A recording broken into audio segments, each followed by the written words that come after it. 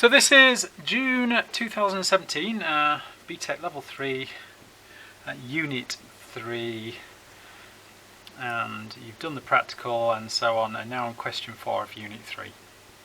Write a plan. So this bit of theory is from Unit 1, however you don't necessarily need a big knowledge of the theory to be able to do this plan. But just beware, some stuff can come from Unit 1. You are asked to write a plan. And that plan is to investigate whether the displacement reactions between the metals and different metal salt solutions release thermal energy. So that's the plan you need to write. Are those reactions going to release thermal energy? And your plan needs to investigate that. You're given some salt solutions, metal salt solutions, and then you need to follow these rules. So let's start off with hypothesis. So I'm going to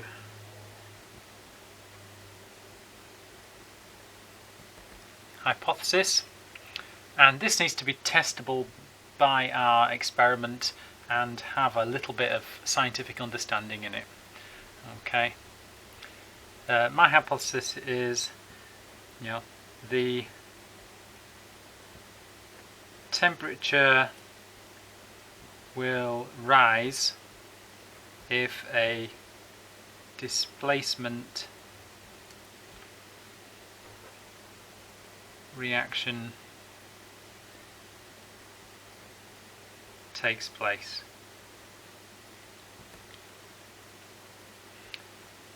In other words, if the metal is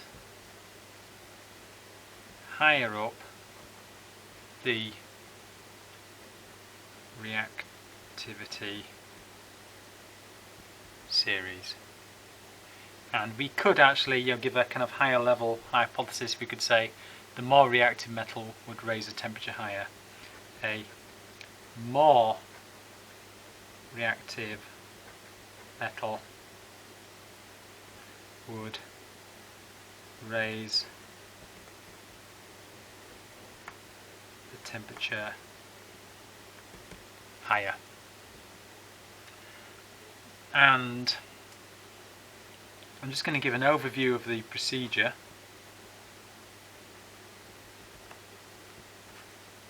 So an overview of the procedure. What we're going to do is add a controlled mass, a known mass of metal powder to a known volume of the salt solution and measure the temperature rise. So add a known mass of metal, powder, or however form it is. So known mass of metal, I'll put powder, to a known volume of salt solution and measure the temperature rise, if any. So that's what we're going to do. So now whoever reads this knows kind of what we're gonna do. Next thing, we need equipment, techniques and procedures. So let's start off with equipment.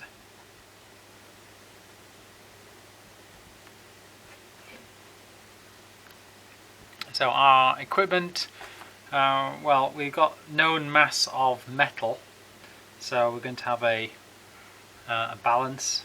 So a balance to measure, for example, 1 gram mass of metal. What else do we need? We're going to add it to a known volume of salt solution, so we're going to measure volume. So what we're going to measure that with, we're going to measure that with a measuring cylinder. Measuring cylinder, and we have a 50 cm cube measuring cylinder to measure a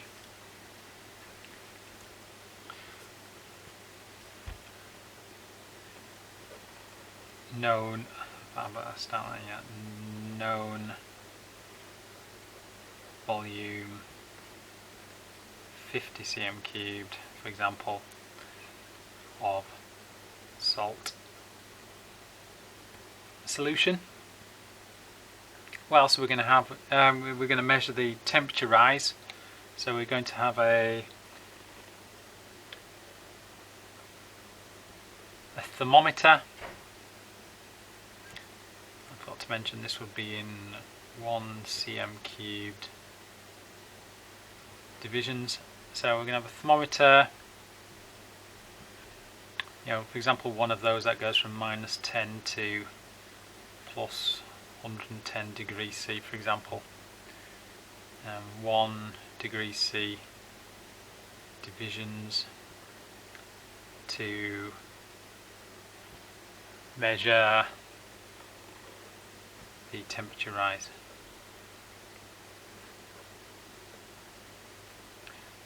Of the solution.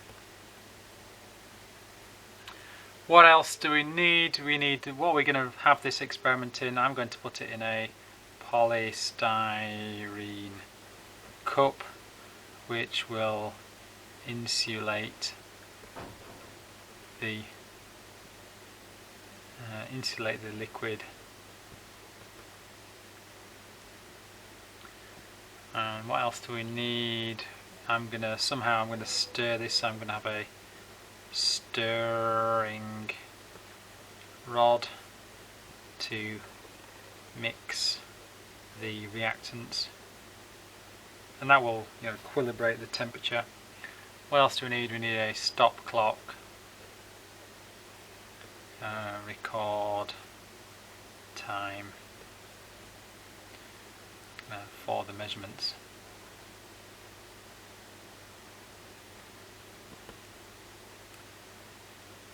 Our actual method. So what do we need? Our methods, it's telling us various things. We'll do health and safety first, because that's on the list in that order. So let's have health and safety.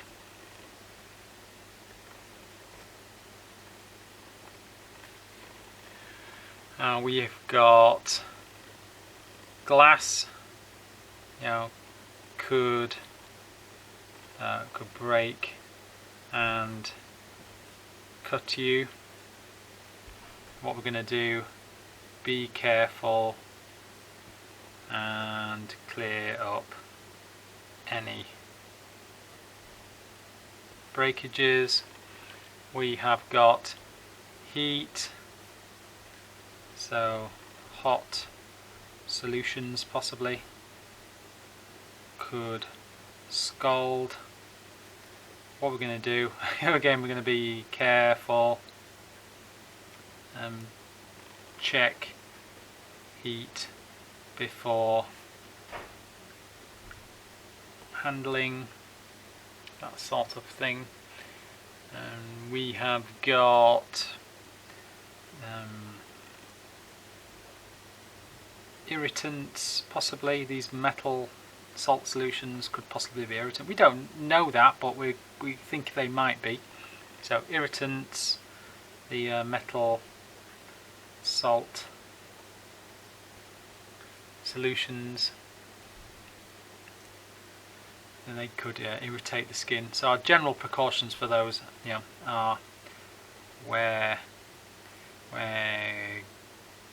goggles, lab coats, clean up spills, that sort of thing. So that's our health and safety covered. Our method.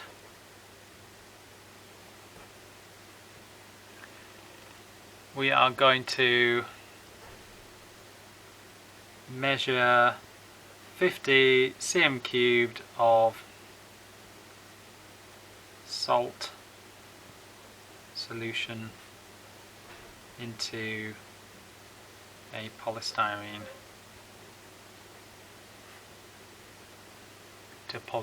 cup.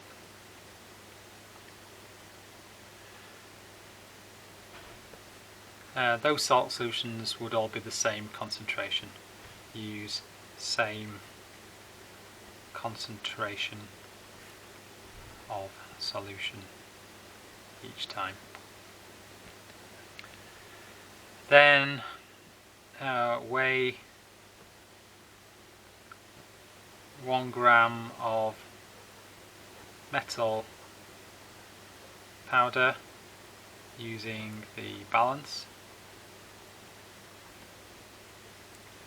and that balance goes to the nearest 0.01 grams possibly, so we just stating the precision there.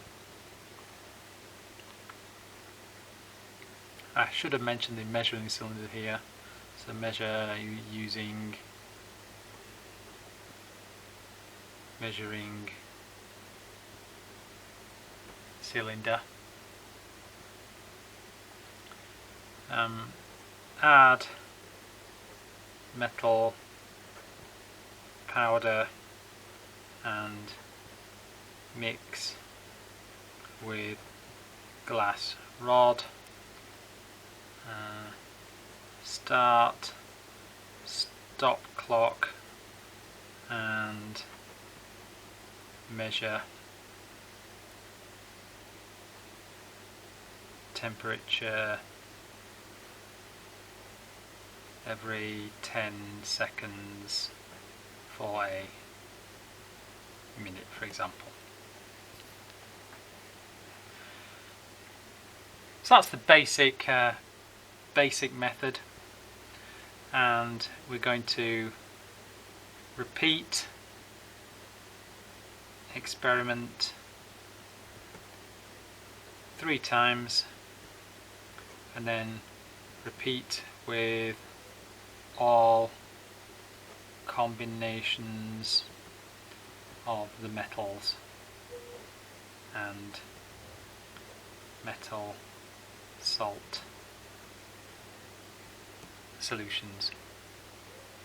So we've got in here now, so we've given some reasons for our equipment, we've given the techniques and procedures, we've covered the health and safety. Methods for data collection, we've mentioned the quantities to be measured, the masses and the volumes. We mentioned how many measurements we're going to take, the range of measurements to be taken, and how we're going to use these bits of equipment, what we're going to add to what we're going to stir and what we're going to weigh. We'll give you the dependent variable, and the independent variable. You don't need to specifically identify them as such, but our dependent variable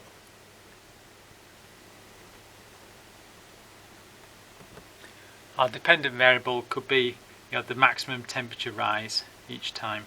So the maximum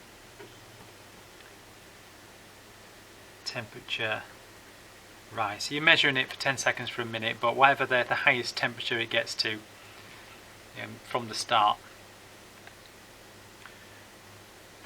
Our independent variable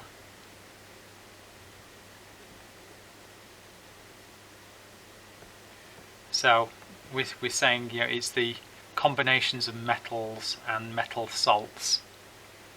We're going to add every metal to every metal salt, and that's the range of our measurement. So no numbers this time.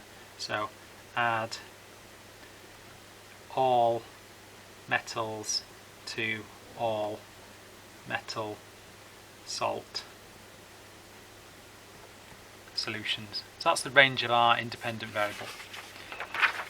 we're going to give some control variables, because it specifically asks for control variables.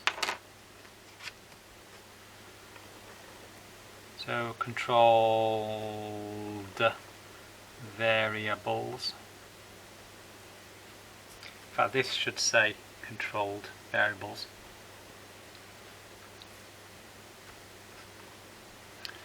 And what have we got? So each time, what we're going to keep the same. So for each time we're going to have the same mass of metal powder. And that's going to be, for example, 1 gram. We're going to have volume of salt solution, and we've had 50 cm cubed. Those are the main two, and then other kind of smaller control variables. They could have, for example, the starting temperature, which could be room temperature. So all of our solutions should have been stored at the same temperature, so they'll all be the start. So e.g. 25 degrees C.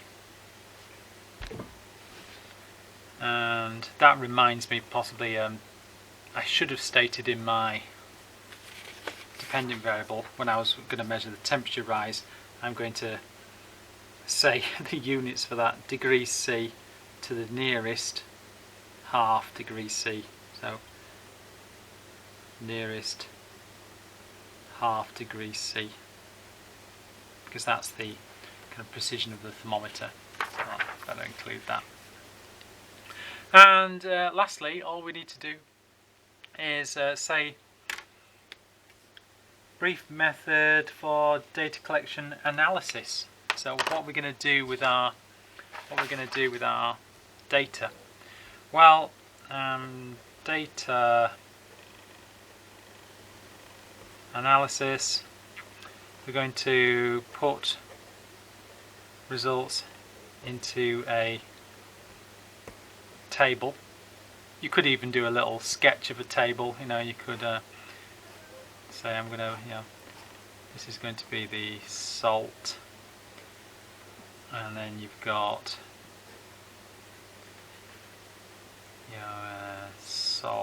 that's going to be the metal. This is going to be the salt solution there, so you could have the different salt solutions there, and some key of the and tells the the temperature rise in there. So you could give a little sketch of what you're going to do, but you don't need to. We're going to add that. You're going to say that we're going to calculate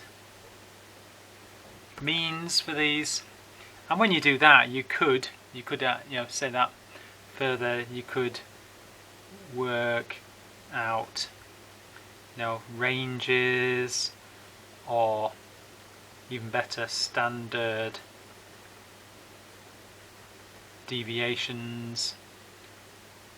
You could identify concordant results or anomalies if you did that.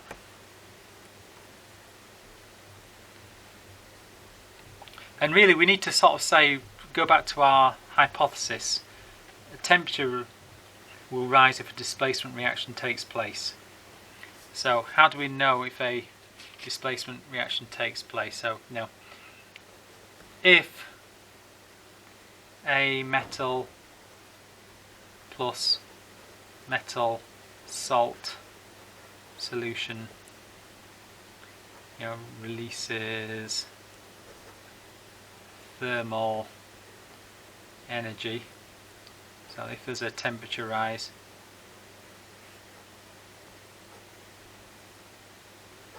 then a displacement reaction has taken place. So that was basically our hypothesis. Then if you look at those, you then can put the metals in reactivity order or reactivity series, and you could use the size of the temperature rise. So could use the size of the temperature rise as an indicator of relative reactivity also. So there we have it. There we have a kind of over the top plan. It's taken me quite a long time to do that because I've been explaining it.